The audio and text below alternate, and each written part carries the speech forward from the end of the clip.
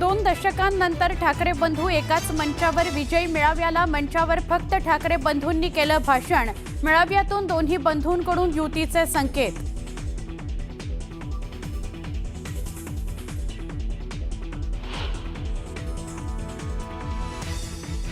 एक गोष्ट नक्की की आमच्या दोघांमध्ये जो काही अंतरपाठ होता तो अनाजी पंतांनी दूर केला। एकत्र आलोय एकत्र राहण्यासाठी। आमच्यातला अंतरपाठ अनाजी पंतांनी दूर केला। उद्धव ठाकरेंचा देवेंद्र फडणवीसांना टोला।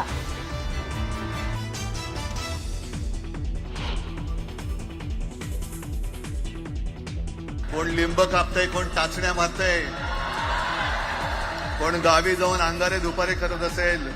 आता आम्ही दोघं मिळून तुम्हाला फेकून देणार आहोत।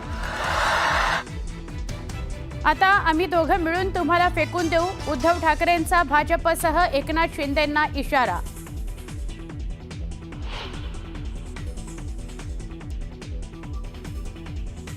विनाकारण मारामारी करण्याची गरज नाही, पण नाटकं केलीत तर कानाखाली आवाज काढा, पण मारहाणीचे व्हिडिओ काढू नका। राज ठाकरेंच्या कार्यकर्त्यांना सूचना।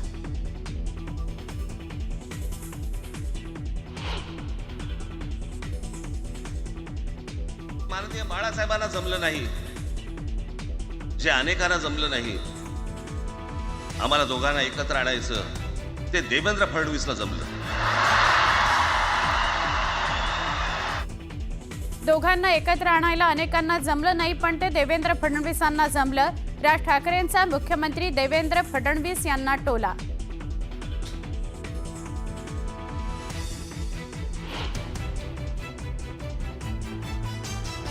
तुमच्या हातात सत्ता असेल ती विधान भवनात,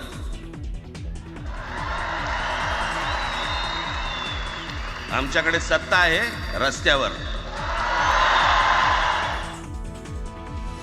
तुमची सत्ता विधान भवनात असेल, आमची सत्ता रस्त्यावर आहे। राज ठाकरेंचा महायुती सरकारला इशारा।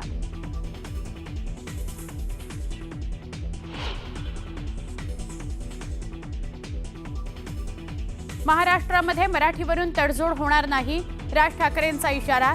तर आता जातीमध्ये फूट पडण्याचा प्रयत्न होईल, राज ठाकरेंचं मोठं विधान।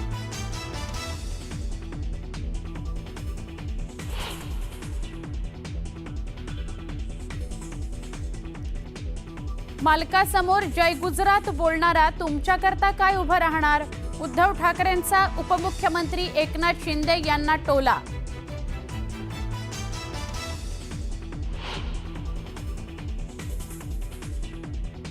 ठाकरे बंधूंच्या मेळाव्याला इतर पक्षांच्याही नेत्यांची हजेरी।